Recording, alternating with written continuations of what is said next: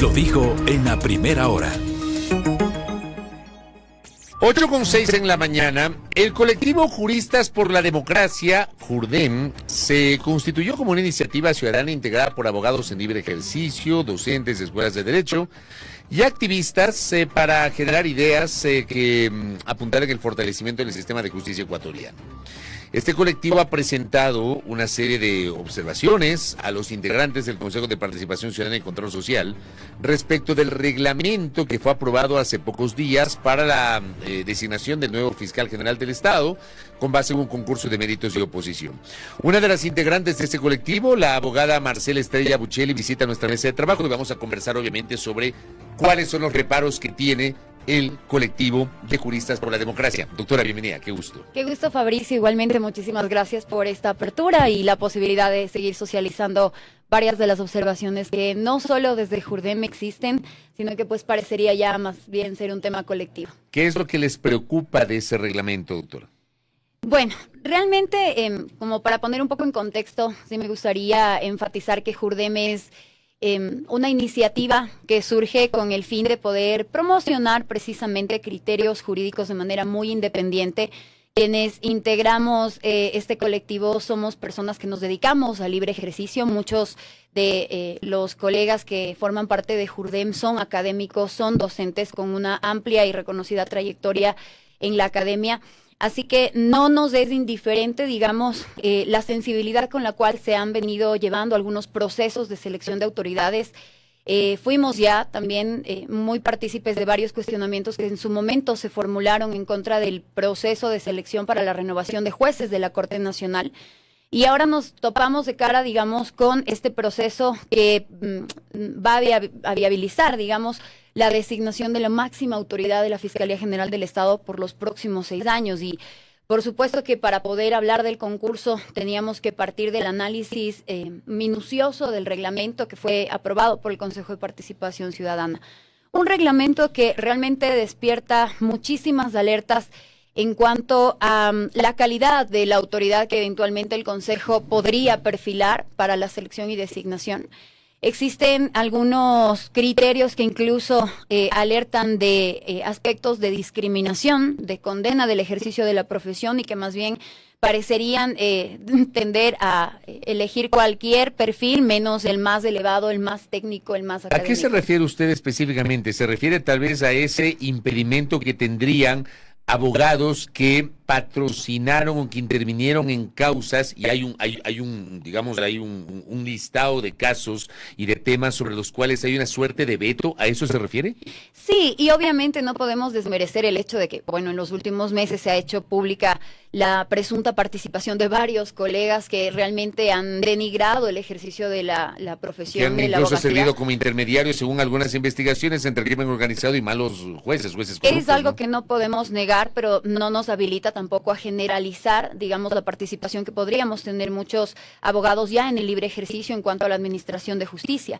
Y por ponerte un ejemplo, existirán servidores públicos con muy buena trayectoria, defensores públicos que no necesariamente tienen la potestad de elegir sus causas, a los que eventualmente se les asignan la defensa de procesos y que sí pudieron haber sido partícipes de esas defensas en el marco de los delitos que el artículo 22 del reglamento básicamente individualiza. Pero más allá de eso, sí llama la atención, digamos, la redacción que le están dando a ese artículo en específico. Hay muchas otras alertas, pero yo sí condeno, digamos, esta intención de eventualmente hacer un ejercicio de discriminación positiva, que sí lo contempla la Constitución, en aras de quizá, por supuesto, excluir aquellos perfiles que puedan verse inmersos en delincuencia organizada, en narcotráfico, en delitos de corrupción, tráfico de influencias, cohecho, etcétera, pero que no necesariamente, digamos, y como bien lo manifiesto, pues esto acarrearía una generalización de todos los postulantes. Creo que es peligrosa la manera en la que quieren hacer esa discriminación. Creo que criminalizar la carrera sin que exista de por medio una sentencia condenatoria, porque además lo que dice el reglamento es que si tú fuiste investigado, no interesa si fuiste sentenciado al final del día, sino si es que fuiste investigado o participaste de la defensa de estos patrocinios. Entonces, realmente a mí me queda un mal sabor en cuanto a la poca técnica con la cual los consejeros, los miembros del Pleno del Consejo de Participación Ciudadana pudieron alcanzar esta intención. Déjeme ahí hacer una repregunta sobre este tema. Si mañana pasado un abogado patrocina la defensa de un procesado por narcotráfico, de un narcotraficante, un presunto narcotraficante, ¿eso le inhabilita, según el reglamento, a ese abogado para participar? De acuerdo con el reglamento tal y como está escrito, sí. Y eso es inconstitucional. A mi criterio, sí, y creo que no soy la única que aparentemente pues estaría condenando ese alcance. Claro, porque una cosa es el patrocinio y otra cosa es la relación directa que puede tener en algún caso, digamos, de corrupción. Y ya en general en la participación misma de un hecho delictivo, es decir, la única manera de nosotros tener certeza de la participación de una persona en una trama de corrupción o incluso en temas de narcotráfico, es la sentencia penal condenatoria ejecutoriada. Y ejecutoriada, correcto. Entonces, el hecho de que muchos de nosotros, y voy a ser muy enfática, me tomo la arbitrariedad de poner de ejemplo a los defensores públicos, patrocinen este tipo de defensas, no necesariamente pues eso da alertas de que podrían estar inmersos en la corrupción. Claro, el problema es que, digamos, en la vida normal, en la vida cotidiana, hasta el más contumaz delincuente tiene derecho a un abogado. El tema es que ese abogado, si patrocina la defensa del contumaz delincuente, queda automáticamente estigmatizado. Correcto, y esa es una criminalización peligrosa. Yo creo que en aras de respetar un sistema o un orden democrático rotundo, pues no podemos permitir, ni mucho menos podríamos avalar que un reglamento que pretende elegir a la máxima autoridad, pues condene de entrada el ejercicio de la profesión. ¿Qué más ustedes han observado? Por ejemplo, no sé si hay algún tipo de reparo sobre los puntos adicionales que se asigna por esto que se llama la acción afirmativa. Sí, la acción afirmativa también podría parecer bastante engorrosa, es decir, yo no estoy en contra de las acciones afirmativas, me parecen que son saludables en cuanto al reconocimiento de ciertos criterios, pero indiscutiblemente que podría dar cabida aquí a irregularidades para poder incrementar indiscriminadamente el puntaje de algunos postulantes. En ese sentido, pues yo creo que sí debería haber un replanteamiento, un análisis como más minucioso de estas acciones afirmativas, ya que no todas necesariamente guardan este criterio de acción afirmativa. Hay una que me llamó a mí la atención y que no le encuentro sentido. Corríjame si estoy equivocado, doctora, pero yo lo veo así. Dice que le dan un punto adicional, me parece que es un punto adicional a un postulante que tenga menos de 30 años, pero resulta que tiene que tener 10 años de experiencia para postularse. O sea, estamos hablando de una persona que tal vez a los 19 años entró al ejercicio profesional. O sea, tiene que haber sido un prodigio para haberse graduado de la universidad a los 19 años e inmediatamente empezar el ejercicio. Digamos, una persona con menos de 30 con ese punto adicional. No, yo creo que esto es bastante inusual. Yo quiero creer que eventualmente se trata de un error de tipeo, muy mala broma, pero a los 30 años es un chiste de muy mal gusto, pero realmente lo que dice esta acción afirmativa es la número 6, es que puede ser menor de 30 o mayor de 65 años al momento de presentar la postulación. Y existen requisitos que además habilitan esa postulación y precisamente está la experiencia, la formación académica. Yo dudo mucho que alguien de 30 años, yo tengo 33, y realmente es muy sacrificado graduarte antes de los 22 años. Iniciando tus estudios a los 17, como fue mi caso. Seguramente habrá muchos más y yo no discuto que a los 30 años existan muchas personas que lleguen ya con una preparación, digamos, positiva, pero los 10 años de experiencia que nos exige el reglamento a los 30 años realmente sí nos da una duda, digamos, en cuanto a la seriedad con la cual se está tomando el perfilamiento del potencial titular de la institución. ¿Y tiene sentido también que se asignen puntos adicionales a postulantes que estén en los quintiles más bajos? No, yo siento que... Esa parte también me llamó la atención. O sea, yo siento que realmente a las personas que se encuentran en esta situación, por supuesto que hay que reconocerles otro tipo de derechos, pero estamos hablando de la máxima autoridad, estamos hablando del perfilamiento de alguien que eventualmente tendría que tener una formación académica impecable. No es barato, en términos coloquiales, digamos, no es barato. Es que es así, por eso formarse, me llamó la atención esa parte. Y realmente, es decir, si yo soy de un estrato bajo, pues pues ya tengo per se un punto adicional. Yo no siento que ese sea un criterio técnico que permita valorar eventualmente la calidad ética, moral, la formación, insisto, del potencial titular de la Fiscalía. Y las diferencias entre títulos universitarios, por ejemplo, no es lo mismo ser un abogado que ser un doctor en jurisprudencia, que ser un PhD, pero me parece que en el reglamento la diferencia respecto de los títulos no es tan grande, digamos, no es que se le asigne una gran cantidad de puntos adicionales a un PhD respecto de un magíster o de alguien que tenga un título de tercer nivel. No, la variación es mínima y realmente yo no siento que se propenda o se permita distinguir precisamente esa calidad en la formación de los postulantes. O sea, da lo mismo tener títulos de universidades de prestigio y rigurosas que tenerlos en alguna universidad ranking con títulos que eventualmente se pagan, en universidades patito, con el respeto que me merecen los patitos, pero es que el mejor fiscal debería eventualmente ostentar títulos en las casas de estudio más prestigiosas. Y ojo, con esto yo no estoy emitiendo un criterio elitista.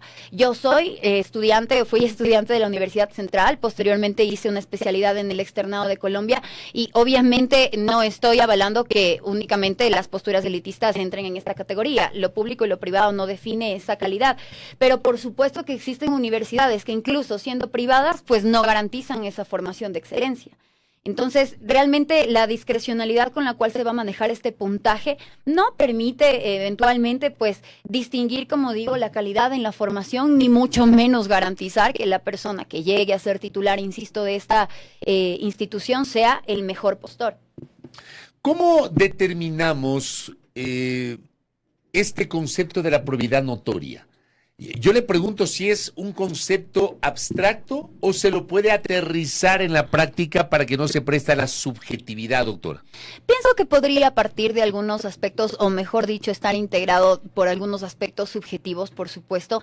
La probidad siempre va a depender de la percepción de la persona, pero es posible llegar a determinar una probidad notoria. Por ejemplo, ahí sí tendríamos que adentrarnos en aspectos de corrupción, de reconocimientos por méritos académicos, de publicaciones académicas, de la calidad con la cual han litigado las personas o postulantes que eventualmente tengan su legítima pretensión de ser concursantes en este proceso. Pero indiscutiblemente que ante los ojos de la ciudadanía, el postulante o la máxima autoridad debe tener un perfil intachable, es decir, no levantar dudas o sospechas sobre su probidad o abrir incluso cabida a la posibilidad de que en el cargo se designen a personas que van a responder a intereses políticos, partidistas, que hayan ejercido ya vocería en militancias demagógicas. Yo creo que sí existen parámetros que nos permitirían eventualmente asentar en una realidad muchísimo más verificable este tema de la probidad.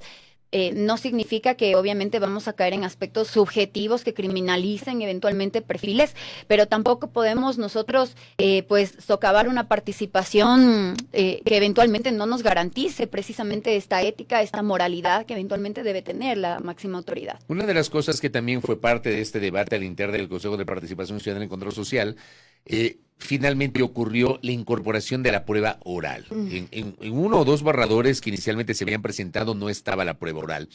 Y el argumento era lo que pasó hace casi 6 años con el caso del concurso que permitió la designación del actual fiscal general del Estado. Porque antes de la prueba oral, el postulante mejor puntuado era otro. Si la memoria no me es infiel, creo que era el doctor Benavides, Mer Benavides, que hoy es consejero, es integrante del Consejo de la Judicatura. Y la prueba oral es la que termina marcando el camino y le permite a la doctora Salazar convertirse en la mejor puntuada y acceder a la Fiscalía General del Estado. Entonces se ha hablado mucho del criterio de subjetividad de la prueba oral. Finalmente esto se ha incorporado. Y claro, el argumento es que, por supuesto, tienes que incorporar una prueba oral porque al final el fiscal es una persona que litiga. Es un hombre, una mujer, un profesional del derecho que tiene que litigar en el derecho penal. ¿Es adecuado el haber incorporado esto con los parámetros que constan en el reglamento? Hace un par de días, no estoy segura el día de esta semana fue, pero el doctor Felipe Rodríguez había sacado un artículo muy interesante al respecto, porque sí, los miembros del Pleno del Consejo de Participación Ciudadana y Control Social no tuvieron las agallas para retirar importante, yo creo, este importante escenario de valoración y por supuesto que tenía que incorporarse dentro de los parámetros de elección del concurso. Siento que eventualmente este es un tema que debe analizarse además con la posibilidad de que se integren las comisiones ciudadanas de selección, porque son ellas quienes finalmente van a llevar a cabo realmente el proceso y tampoco existen criterios para poder nosotros valorar técnicamente cómo va a estar integradas estas comisiones. Y finalmente es un cargo en el que, lo digo con el mayor de los respetos, esto es información de carácter y conocimiento público. A mí no me gustó mucho la intervención, no me gustó mucho para nada la intervención de la doctora Salazar durante su exposición oral, por supuesto. Tuvo varias falencias en oratoria, tuvo varias falencias en cuanto a su expresión oral, en cuanto al dominio de la normativa, y que está bien, pero yo no siento que el cargo de fiscal general del Estado sea un escenario para tú con el tiempo irte perfeccionando, que ha tenido indiscutiblemente una mejora en estos años. Por supuesto, vemos que la Diana Salazar que concursaba no es la misma Diana Salazar que ahora interviene en las audiencias, más allá de que yo sigo criticando muchos aspectos como intrínsecos del litigante. Yo siento que es un escenario importante para poder valorar la calidad del titular de la acción penal pública, que además va a representar a todos los ecuatorianos en temas sensibles de corrupción, principalmente. El fiscal general del Estado está a cargo de las causas quizá más sensibles, y si nosotros tenemos un perfil de un litigante que realmente es escaso en su oratoria, pues no le estamos ofreciendo al país calidad en la intervención de las audiencias, en las diligencias, incluso en la dirección investigativa de los casos. Correcto. Ustedes este documento, esta serie de observaciones le han hecho llegar al Consejo. ¿Han pedido ser recibidos por el Consejo o no? Sí, efectivamente. El 19 de septiembre, junto con todos quienes estamos integrando este colectivo, pues había presentado formalmente una carta ante los miembros del Pleno del Consejo de Participación Ciudadana y habíamos solicitado ser recibidos por delegados o incluso el propio Pleno. No sabemos cómo está su agenda. Lo interesante sería que la ciudadanía, desde este colectivo e incluso otros, pues pueda ser escuchado para poder hacer perfectible este concurso. Incluso estamos promocionando o llevando a cabo una campaña interesante que se va a lanzar formalmente la próxima semana. Esta es una iniciativa que ya vimos en otros países de la región y que por supuesto permitió exigir a las autoridades que designan al titular de la fiscalía el mejor perfil, el mejor fiscal. Entonces, este logo, que bien podría parecer un poco un cliché, no termina siendo al final del día un cliché. El Ecuador necesita el mejor fiscal general, a fin de que se continúe quizá una lucha ferviente en contra de los delitos de corrupción, pero además para elevar aún más los criterios de la calidad con la cual debería ostentarse pero esta además, dignidad. para tener el mejor fiscal tienen que participar los mejores. Y creo que ahí sobre todo radica la preocupación, porque hay muy buenos juristas, hay juristas de primer nivel, pero algunos no quieren participar justamente por un tema de estigmatización, por los avatares de la política, porque muchas veces se piensa que los concursos ya son amarrados, etcétera. ¿Cómo hacer para que participen los mejores, doctora? El problema es que es un tema sistémico. Yo siento que lamentablemente vivimos un quiebre institucional a todo nivel. Y evidentemente que lo digo con el mayor de los respetos hacia tu audiencia principalmente, pero con un mamotreto como lo es este reglamento, difícilmente un buen perfil va a haber, por supuesto, va a haber un espacio llamativo para poder concursar. Además que no es un reglamento que nos evidencie un proceso que esté diseñado para elegir al mejor perfil. Entonces, obviamente las personas que están capacitadas, que están calificadas y que podrían eventualmente ser excelentes postulantes e incluso excelente autoridad, no van a ver pues en este reglamento garantías de que sea un concurso transparente, de que no sea un concurso direccionado, de que eventualmente estas alertas que nosotros hemos socializado no permitan eventualmente la designación de una autoridad a dedo cuyo perfil sea selecto de manera discrecional y a conveniencia política incluso. ¿Le preocupa a usted y al colectivo que usted representa, doctora, el hecho de que me da la impresión que esto está muy retrasado? O sea, la doctora Salazar termina el 8 de abril, es su periodo. Estamos septiembre, estamos ya terminando la tercera semana de septiembre, hoy es 20, y todavía no tenemos ya, digamos, certezas de cuándo va a empezar el proceso. Y un proceso demora entre 6 u 8 meses, de acuerdo al propio Consejo de Participación Ciudadana y Control Social. Yo creo que esta es una preocupación muy legítima. Realmente responsabilizamos, bueno, esta es algo ya muy particular, no es que el colectivo me ha pedido que lo diga, pero yo sí creo que debemos responsabilizar al Pleno del Consejo de Participación Ciudadana por la demora que ha habido en la creación, además de un reglamento tan mal hecho, ¿no? Siento que tampoco hay posibilidad, y por supuesto, salvo mejor criterio, yo no veo que técnicamente ni constitucionalmente pueda prorrogarse las funciones de la fiscal general. En todo caso, tendría que consultarse a la Corte Constitucional el procedimiento, pero vamos con un proceso que arranca atrasado, que arranca con alertas, que arranca con inusualidades, en medio de un juego de egos de los miembros del Consejo de Participación. Es decir, ellos parecerían estar más bien enfocados en cualquier otra nebulosa que en lo que necesitamos los ecuatorianos en materia de selección. Este documento, con las alertas que les hemos compartido hoy con Marcela Estrella Buccelli, también cuenta con el respaldo, con la adhesión de destacados juristas como Pablo Encalada, Jorge Luis Mazón, Jimena Ron Herráez, Nicolás Parra, Felipe Rodríguez Moreno, Ramiro García Falconi, María Dolores Miño, Alicia Contero, Ana Gómez Orozco, Efrén Guerrero Salgado, Ernesto Albán, Gisela Vaca, Francisco Estupiñán, Miguel Molina Díaz y Lorena Grillo, como parte de este colectivo de juristas por la democracia que están planteando estas alertas al Consejo de Participación Ciudadana y Control Social. Vamos a ver cómo reacciona el Consejo, porque en estas horas el presidente del Consejo ha dicho que es perfectible aún el reglamento antes de la publicación en el registro oficial. Hay que escuchar las voces y las alertas. Doctora, gracias por el tiempo. Muchas gracias a ti, Fabricio, por darle seguimiento. Gracias a Marcela Estrella Buccelli, a nombre del colectivo Juristas por la Democracia, los reparos de este colectivo al reglamento para la designación del nuevo fiscal general del Estado por la vía de un concurso de méritos y oposición. Primera plana. Todas las noticias, todas las voces.